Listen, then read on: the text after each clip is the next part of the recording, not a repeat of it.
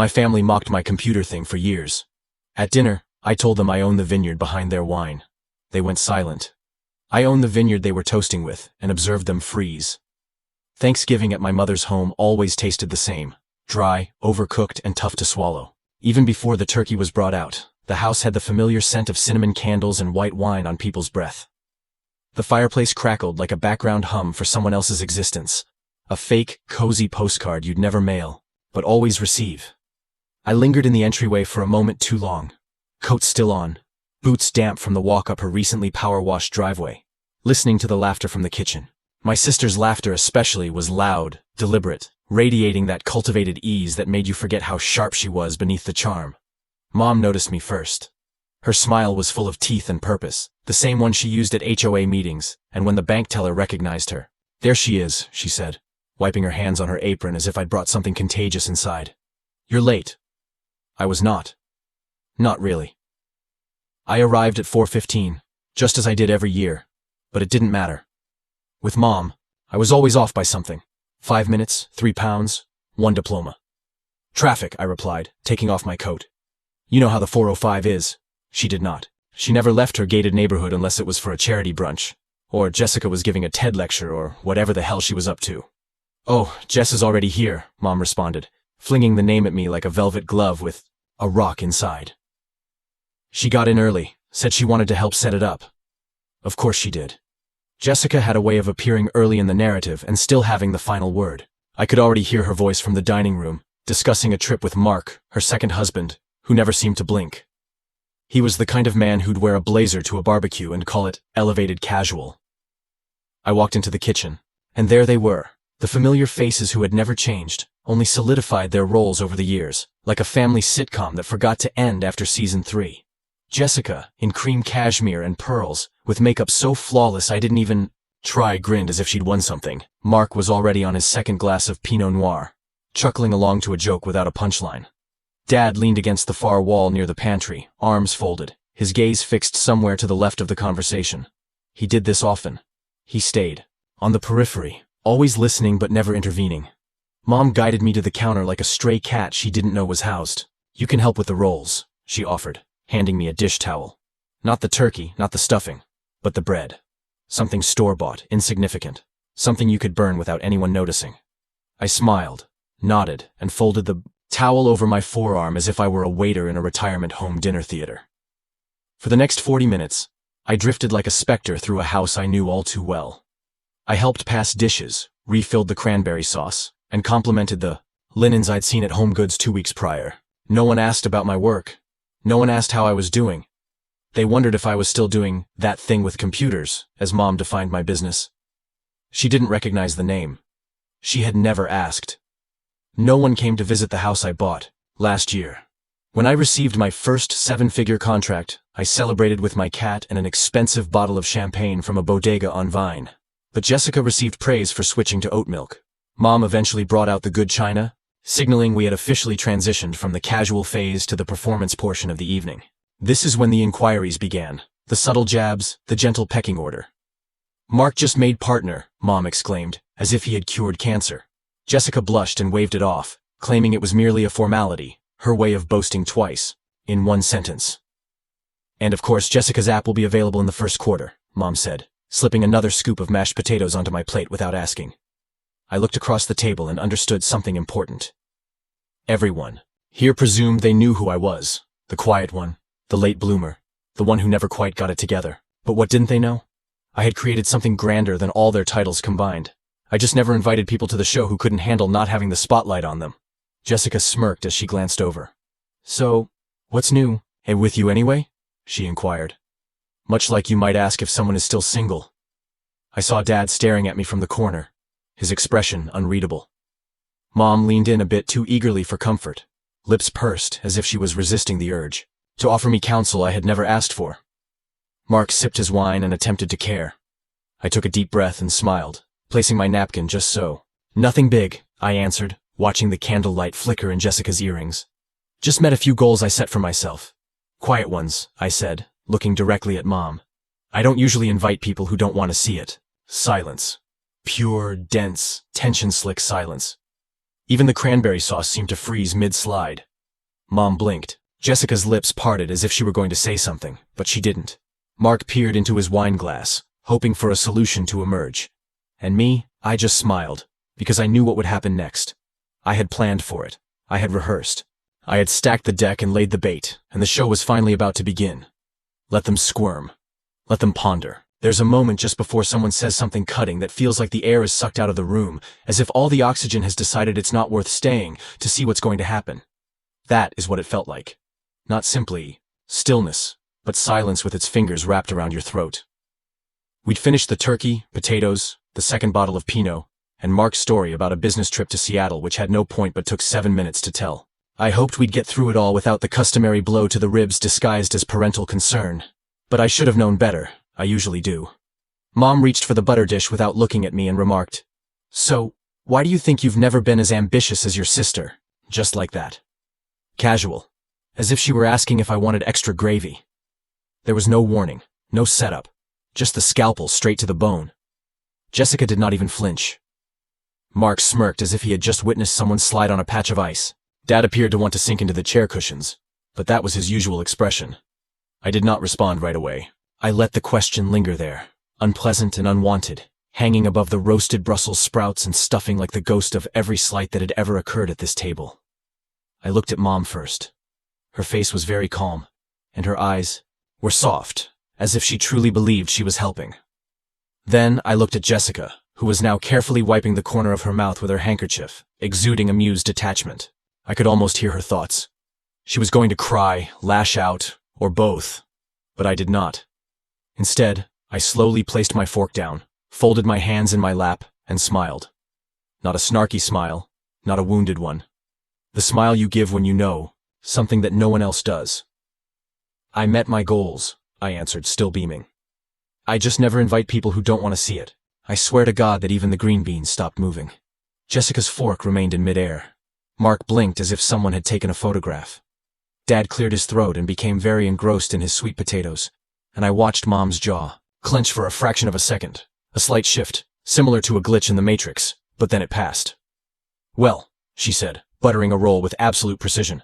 "That's nice. That is nice." The linguistic equivalent of slamming, a door in someone's face and smirking, but that was sufficient. I had drawn first blood, and the ripple effect was still visible around the table. Jessica inclined her head slightly, as she always did when she wanted to make something intimate seem professional. "What kind of goals?" she inquired casually, as if she were asking what type of kale I preferred in my smoothies. "I mean, I didn't know you were working on anything big." I shrugged, sipped my wine, and added, "Nothing flashy. Just got my team settled into the new space upstate." I watched as the words landed. Jessica blinked first. Mark looked at her, perhaps wondering whether he had missed something. Mom gave a small twitch of her brow, the same tick she got whenever someone expressed anything she didn't agree with. "You moved?" Mom inquired, appearing nonchalant as if she were reading from a teleprompter. "I thought you were still in that little apartment downtown." "That was years ago," I added, extending the delay just long enough to make it feel intentional. "I bought a place last year, needed more room. The company's grown a lot since then." "Company?" Her voice was flat, but I could hear it. A mix of astonishment, curiosity, and yes, a hint of terror. The kind of worry that comes from recognizing the story may be shifting beyond your control. "Yeah," I replied casually, sliding my wine glass forward for a refill I didn't require. "Been running my own business for 6 years now. Started it back in 2013, so yeah, it's been over 10 years. Nobody mentioned anything. Not one word. The math did not add up, and I knew it. But it was not the goal I wanted. Them to notice. I wanted them to think about it, to focus on it, rather than on the fact that they had all missed everything else. It was bait. And I dangled it. Mark eventually spoke. "What kind of business?" His voice was stiff, and his eyes darted back to Jessica, as if he wasn't supposed to ask. I offered him the same smile I'd given to clients who underestimated me. Wide, pleasant, and somewhat too serene. "Software tools, small business platforms, couple government, contracts, boring stuff." "Oh," he responded, as if I had just informed him I collected stamps. Jessica reached for the gravy boat, believing it might save her. "That's great. I had no idea you were doing all that." She smiled, but it didn't reach her eyes. "You should have said something. I figured if you were interested, You'd ask, I told her. Simple. Direct. The reality was too keen to touch. For a minute, no one moved. Mom then picked up her wine glass and said, "Well, I'm just glad everyone's doing so well." That was her method of retiring. She didn't want to dig any deeper because she'd already fallen in and hadn't realized it yet. But I saw it. I saw it all. The fracture in Jessica's confidence, the way Mark shifted in his seat, and Dad's expression when he looked at me as if he was finally seeing something new. My phone vibrated in my pocket. One brief tremor. I took it out without seeming like it mattered. With one glimpse, I knew it was the email I had been waiting for. Confirmation of something that, if I desired, could flip the table, metaphorically, and possibly physically. I returned the phone to my coat pocket, tucked the information away like a sharpened dagger, and took another mouthful of turkey. The show was just getting started. 3 weeks before Thanksgiving, while Jessica was posting stage selfies from her rooftop yoga class, and Mom was most likely handpicking the place cards that would eventually line this battlefield of a dining table, I was planning something far more intricate than a side dish menu or a floral centerpiece. I was not going to dinner this year to participate. I was about to reveal. This was not about conflict. I was not going to yell, cry, or wave around a litany of complaints like a martyr. No, it was going to be something softer, colder, more surgical. Because if there's one thing I've learned about vengeance, it hurts more when it's quiet. It began with the wine. A small action, but one that meant more than anyone at the table could ever comprehend. 2 weeks before the event, I delivered a case of my best reserve, a bold, deep Syrah created in partnership with a vineyard partner up north, to Mom's home. But not under my name, of course. This would have ruined everything. Instead, it came from a fictitious boutique company I'd created specifically for this occasion, complete with a beautiful label and a made-up French-sounding name that she'd believe was pricey. I knew she'd be thrilled to serve anything that appeared exclusive and exclusive, something her guests would appreciate. The bottle was already on the table when I arrived that day, and it was half empty by the time we got to the main course. I watched them drink, compliment, and swirl it around in their arrogant crystal goblets, unaware that they were toasting their own ignorance. But wine was just the beginning. The actual move was the person I invited. Mom had technically issued an invitation to everyone, but I nudged her. I suggested she invite a couple of family friends who we'd known for years but hadn't seen in a while. I made certain that one of those persons was Aaron Shaw, a name Jessica hadn't heard in a long time, despite her efforts to ensure that no one ever heard it again. Aaron previously worked with Jessica when her startup was still active and seeking investors. They had been close until the scandal. Jessica gently buried it before it could reach Mom's wine-soaked ears. The thing about Aaron is that she does not forget, and she does not forgive. Aaron arrived with her usual charm, a sweet smile, and a bottle of Prosecco, and Mom greeted her like a distant cousin from a family branch she didn't recognize, but was too proud to admit. Jessica flinched when she noticed her. Just a flicker, but I caught it. Mark did not. Mark was too busy laughing at his own jokes, and trying not to stare at Aaron's legs. He isn't subtle, not even on holidays. While Jessica was in the kitchen pretending to help with the gravy, Mark moved in too close to Aaron and murmured something about networking that made her raise an eyebrow. I filed it aside, just another thread. Jessica lied at supper, bold-faced, smooth as glass. She informed everyone that her new position was Chief Strategy Officer for a wellness tech startup in Palo Alto. She also mentioned the company, which I knew from a Google alert I had placed months earlier. Yes, the company had been acquired, but it was not by choice. It succumbed to legal scrutiny. I knew this because I had paid for the damn court records. Jessica did not hold any leadership positions. She was consulting for the same public relations firm that had helped her sanitize the story in the first place. It might have been funny if it wasn't so offensive. And still, no one inquired. Mom beamed with pride. Mark nodded as if he had memorized the script. Dad sipped his wine and remained silent as usual. I could have spoken up then, but it wasn't time yet. No. I wanted someone else to peel back the first layer from the outside, where Jessica had no control over the story. So I waited, and I watched. Mom felt it was time for a toast near the end of the meal when everyone was full, warm, and sipped freely. She always gives a sappy speech about family, thanks, and how grateful we are. It is usually innocuous, but, this year, as she raised her glass of my wine, she looked at Jessica and remarked, "And to my beautiful, brilliant daughter, who's always making us proud. May your new company bring you the success you deserve." Jessica grinned like a politician, at a donor dinner, with teeth and polish. She lifted her glass, and then Aaron spoke. "Oh, I didn't know you were back in tech," she remarked softly, her voice as light as chiffon. Last I heard there was still a pending investigation with the SEC, but that must be cleared up by now, right? Silence. Actual silence. Not the sort where people take a moment to reflect, but the kind where everything comes to a halt because no one knows what the hell happened. Jessica's hand froze while toasting. Mark blinked, puzzled. Mom tilted her head in that puzzled, brittle manner, attempting to decipher what she'd just heard. Erin simply smiled and sipped her wine before turning to me and saying, "This is great, by the way. You have excellent taste." I caught her sight, held it, and gave a slight, knowing nod, because she knew someone else has now followed suit. There it was. The first layer peeled. Jessica's spent years polishing. The first real crack in her mirror. And the best part? I hadn't said a single thing. The thing with stress is that you can't always see it coming, but you can feel it pulling at the corners of every syllable, stretching smiles just a little too broad and making laughter sound hollow, like a cough disguised as amusement. That dining room, bathed in gentle chandelier light and the flickering shadows of half-burned taper candles, had evolved from a performance space to something raw, brittle enough to fracture with the weight of a syllable. Jessica's stance had gradually shifted from confident lean to careful containment, as if she could hold herself together with sheer willpower if she only clamped her teeth hard enough and refused to blink too quickly.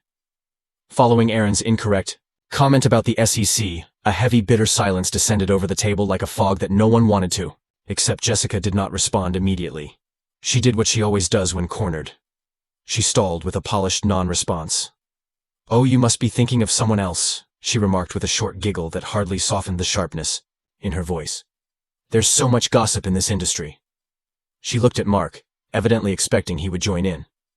He tried. God bless him. He tried, but his timing was terrible.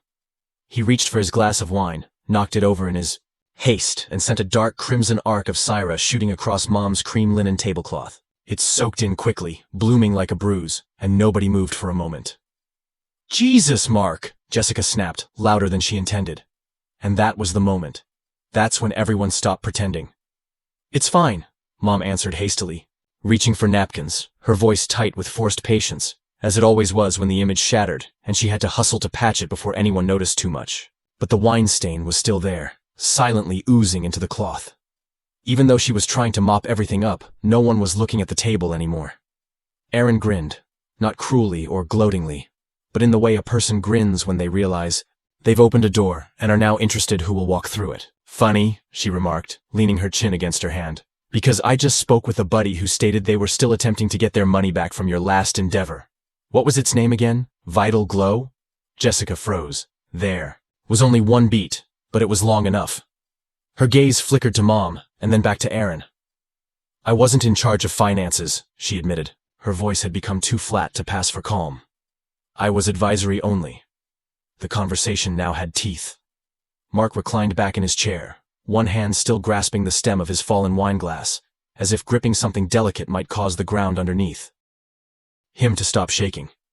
My mother, meanwhile, had stopped dabbing at the stain and stood there clutching a handful of wet paper towels, as if they were evidence in a case she didn't want to solve. I took a long, slow sip of my wine, then looked at Mom, in the quietest voice I could muster. "Do you remember when you told me you invested in Jessica's company last year? How proud were you?" The room inhaled. "You mentioned it was a portion of your retirement savings, correct?"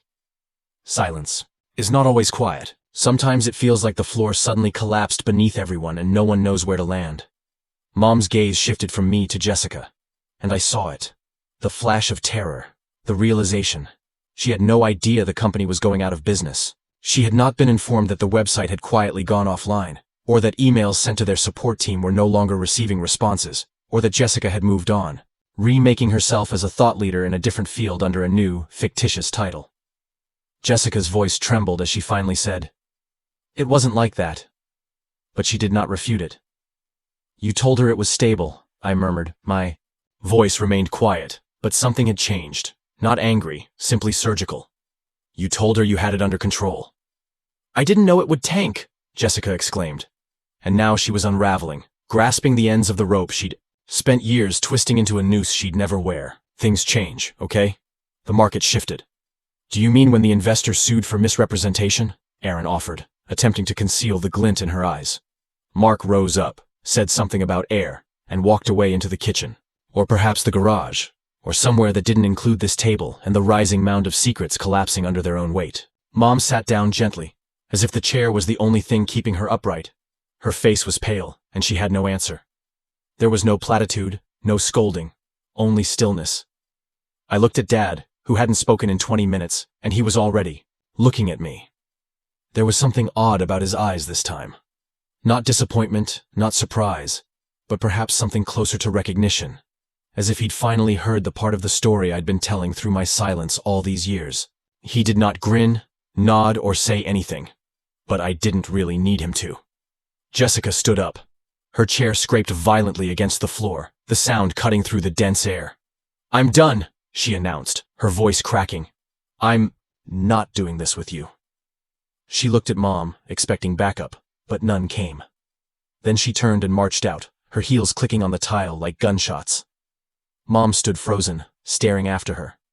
And I just picked up my fork and ate another bite of sweet potato casserole. I was not finished. Not yet. After Jessica stormed out like a politician fleeing a scandal, her heels resounding down the hallway and the doors swinging with more drama than a soap opera cliffhanger, the dining room finally fell silent without feeling artificial.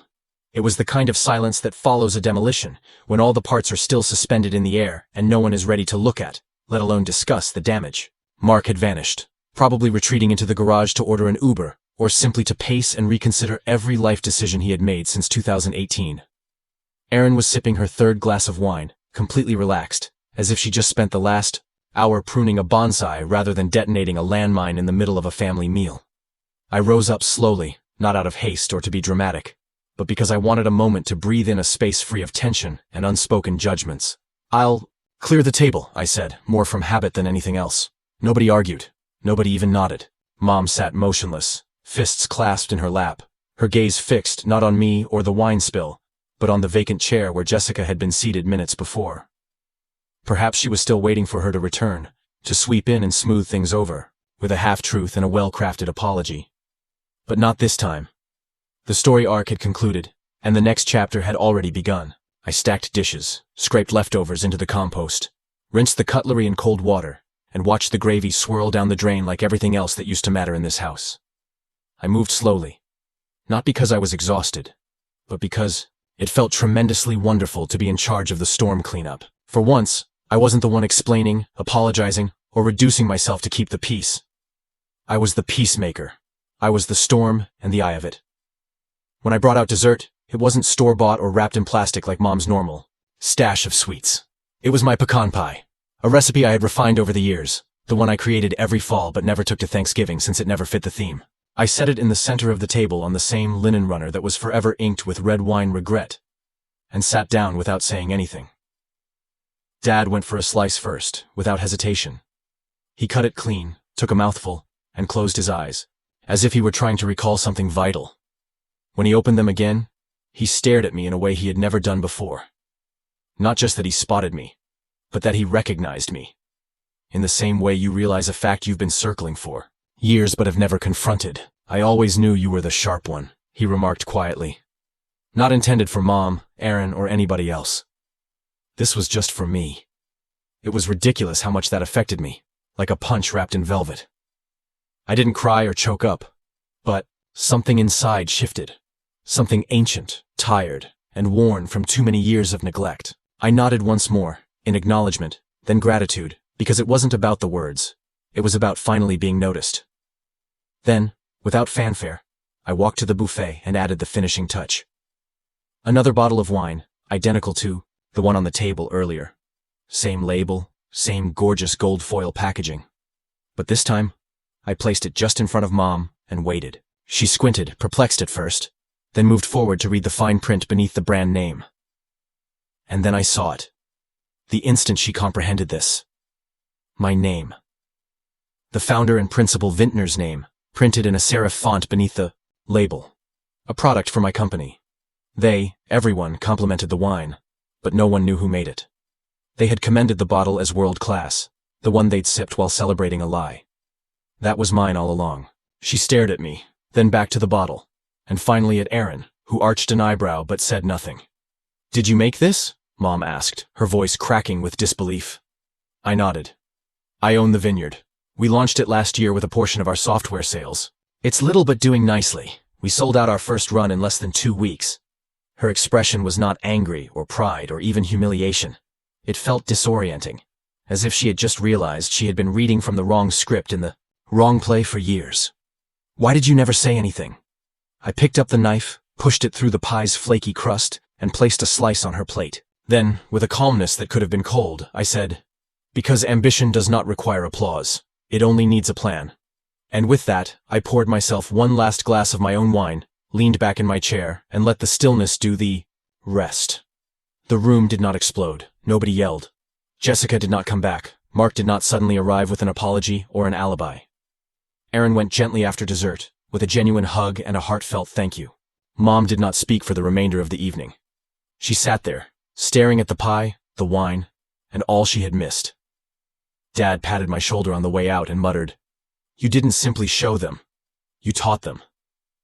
I didn't need to understand the lesson. I didn't require validation. I needed some distance. As I stood outside under the cold November sky, wrapping my coat tight and inhaling the harsh air like it was the first fresh breath I'd had in years, I heard the door lock behind me. I did not glance back. That residence no longer had any purpose for me. It's not their pride. This is not their consent. It is not their permission to be more than the quiet one in the corner. Certain bridges need to be burned because certain houses are never worth returning to. Some women construct empires in silence. Allow them to wonder where the smoke came from.